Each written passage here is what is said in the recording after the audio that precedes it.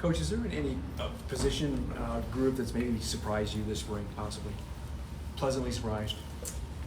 I think the linebacker group, just with what we lost there and the unknowns coming back, not just adding, Popo and Dakari, but the growth. And then the freshmen, that group's competitive right now. There's really good depth in it. Ziggy's done a really good job. Moretta's done a really good job, the two freshmen. And so there's a lot of unknowns, probably more in that group than any. And I'd say between that and the receivers, we lost the most production and had the most new faces. So it's been fun to watch both those groups. You're trying as a coach, not just coach these guys and develop them, but in these cases, what can these guys do? What are their skill sets? How can we utilize their skill sets? How do we need to take what we've got now after tomorrow and work until August to get a few things better in their game?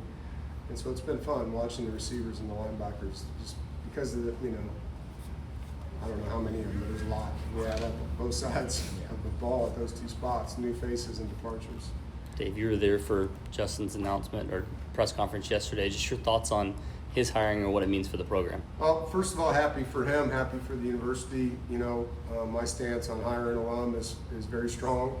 I've hired a lot of them in my time here and have a lot of them currently on the staff. And, there's a certain desire they have to win. Anyone in this profession is going to be ultra competitive. But when it's at your school, it's just a little different. And for him being the two-time captain here, this is a homecoming. It's a local guy from High Point, North Carolina. It's really cool to have that feeling in that program. So I'm excited for Justin and his family to come home, and and I know what it's going to mean to him because I've witnessed it. Over 13 years with probably over 10 now alumni that have come to work for me, and just you can feel it. You can feel how important it is to them to get their job done the right way.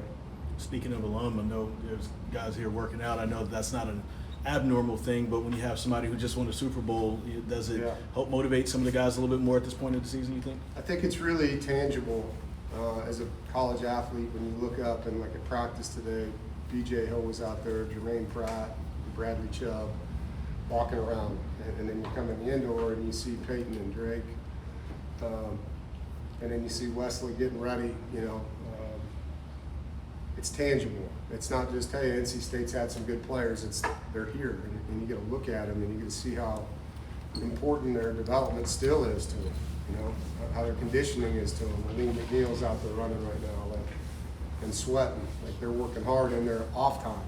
And I think that's great for the players to visibly see, not just you hear about it or you watch a 20-second Instagram with some dude training. Like when you walk out there and see how hard they're sweating right now, it's a job, and it requires a level of commitment, not just to get to the league, but to stay in the league. And so I'm thankful, first of all, that we have a place that they want to come back to. It tells you a little bit about their experience, but also that they chose to, because there's a lot of places they could go spend money and train elsewhere. They want to be where they started, and that's very meaningful to me. We talked to CJ last week about his decision to come back, and he talked about just how much he loves being here and how loved he feels. What does that mean to you to be able to keep a guy like that, and for that reason? Yeah, he's a special young man, and for a lot of reasons. But he and I have very similar thoughts on this. He came here to leave this place better than he found it. And so for him, there's meat on the bone.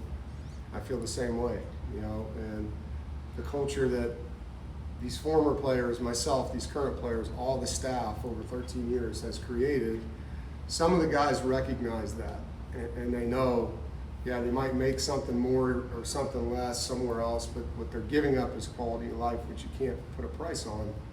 And then there's that competitive juice that he has to put NC State in another place. For him, that's a legacy item that's meaningful. And the fan base has embraced him and his family, and they've done a lot of really nice things, how they treat him, how they talk to him, and that's meaningful, As a player, when your family shows up, people are going to welcome them. It's a good feeling. What's it been like for you to see Duke Scott and his growth this offseason going into the second full season on the field? Yeah, playing fast. You can see guys that have banked game reps and how that helps them. Success helps your confidence, and you had a lot of success last year.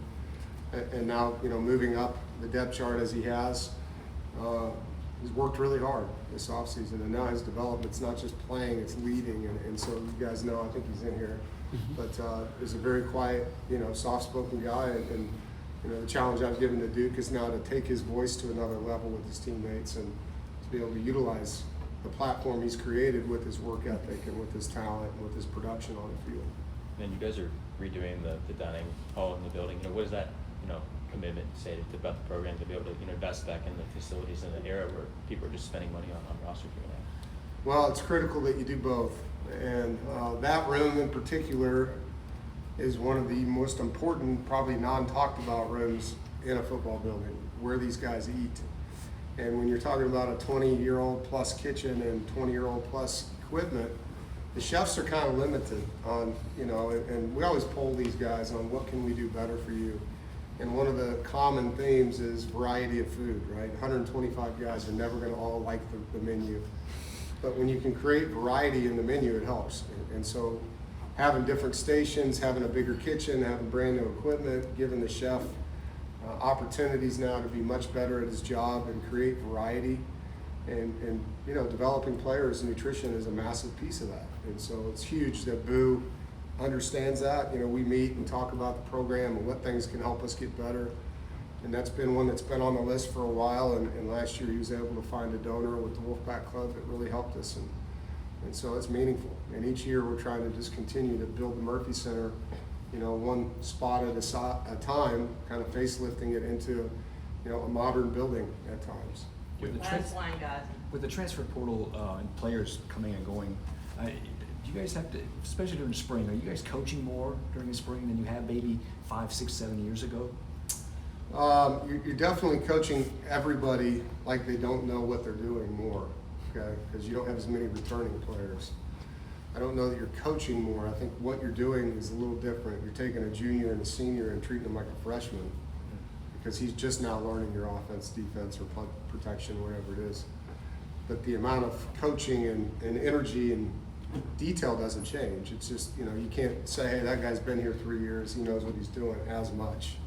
You have fewer of those guys on the field. Enjoy the weekend. Thanks, guys. Thank you.